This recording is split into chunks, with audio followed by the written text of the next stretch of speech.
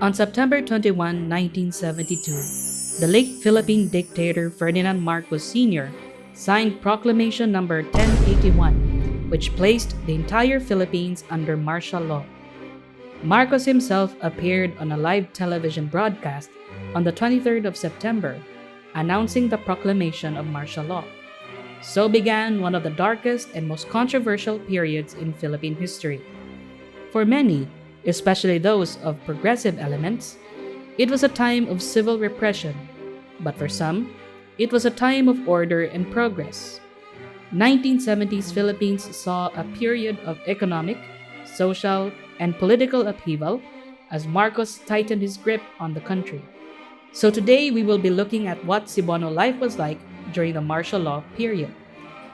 But before we get started, make sure to subscribe to the Kabilin Center channel. It will help us create more content for you.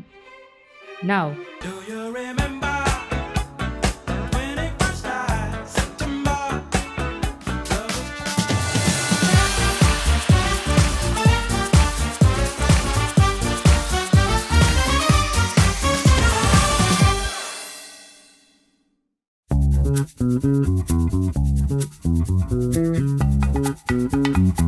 the 1970s saw the rise of the disco dance floor in Cebu, and the discos, or discohan, or discoral, became a popular pastime for young Cebuanos at the time. Saturday afternoon discos were held in Inner Circle in 1978. Classic 70s tunes like Staying Alive by the Bee Gees and ABBA's Dancing Queen dominated the disco scene.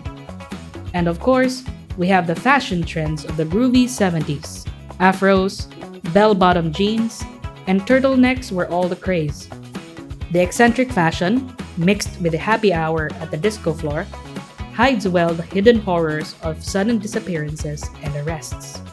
And to many who lived through that time period, the disco music of Saturday Night Fever really did define the disco era of Cebu.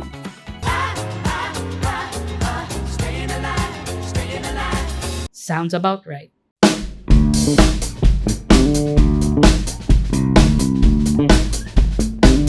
Unlike the capital city of Manila, Cebu was a second-rate urban center during the 70s. But with infrastructure projects like the Mandaue-Mactan Bridge and the North Reclamation Area, Cebu's economy improved. This paved the way for a lot of commercial opportunities. Restaurants, department stores, and eateries sprung up around the downtown area, while the posh residential areas of the midtown and uptown areas complemented the urban landscape. Cebu Foodorama in Mango Avenue, Gao Department Store, Gazini, and White Gold were among the popular or hip places to go to during 1970s Cebu. Foodorama, in particular, was a favorite spot among the youth of that day.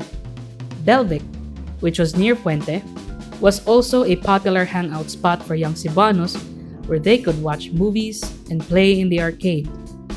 With these hotspots, Cebuano kids and young adults did really know how to party. That is until the party had to stop because of one thing: curfew.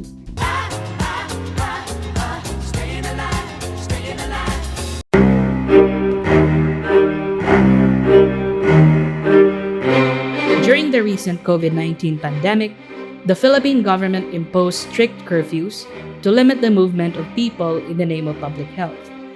But it was a different case during the martial law years. When the late dictator Ferdinand Marcos Sr. declared martial law in 1972, he placed the country under military rule.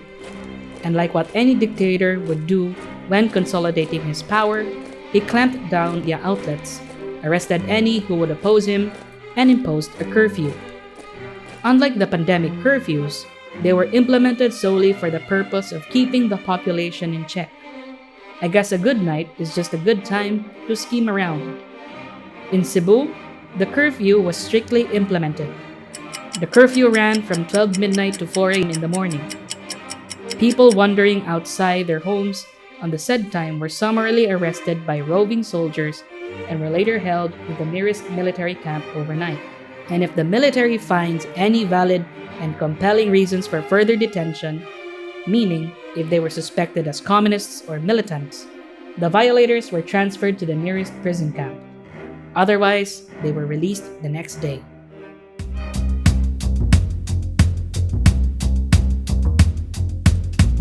As what was mentioned, the media was one of the main targets of Marcos when he proclaimed martial law. News or media outlets hostile to the Marcosian regime were closed down and were later placed under Marcos's yes men or cronies.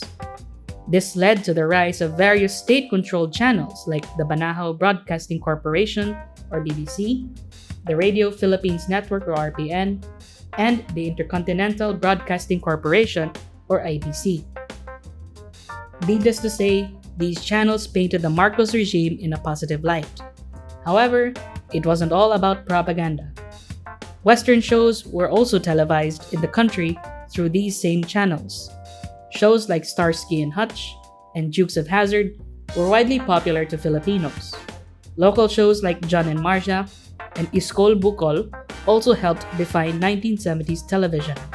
However, television wasn't the only propaganda tool the Marcos regime exploited.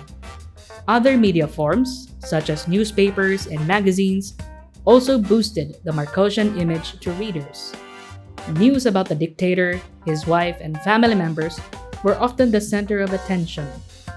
It wasn't only until the mid-1980s, during the final years of Marcos, when alternative media, dubbed as the Mosquito Press, painted the real picture of the Marcos regime.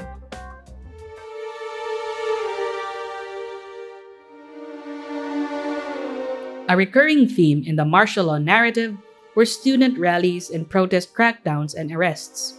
Shortly after the student uprising in Manila, known as the First Quarter Storm, a wave of anti-government protests swept through Cebu. Student militant groups in Cebu were active in local universities and surrounding communities. Institutions like the University of San Carlos or USC and the Colegio, now University, of San Jose Recoletos or USJR became hotbeds of activism. According to National Artist for Literature Riazel B. Mojares, the year 1970 was dubbed as the Year of Protest.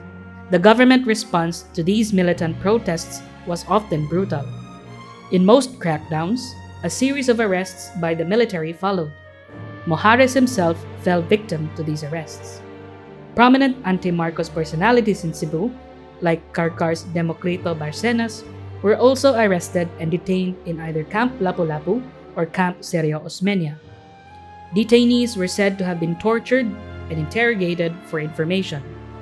Like in most parts of the country, several salvaged bodies of those arrested remained hidden or lost to this day. So what do you think about Cebuano life during martial law? Let us know in the comments down below. Remember to like, comment, and subscribe to the Kabilan Sender YouTube channel for more interesting facts you would like to hear about. And we hope to see you in the next episode.